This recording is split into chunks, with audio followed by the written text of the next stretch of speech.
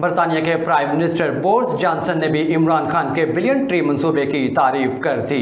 World environment day 2021 के हवाले से प्राइम मिनिस्टर बोरिस जॉनसन ने अपने पैगाम में वज़ीर आज़म इमरान खान को बिलियन ट्री मंसूबे पर सैल्यूट पेश किया।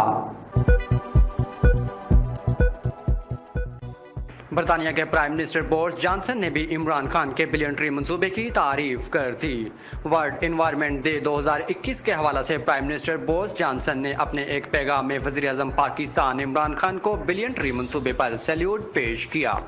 And I salute what Prime Minister Imran Khan has done in promising to plant, I think, 10 billion trees, a huge campaign of forestation already underway. I salute what Imran Khan is doing to replant the mangrove groves, which are so vital for hoovering up CO2.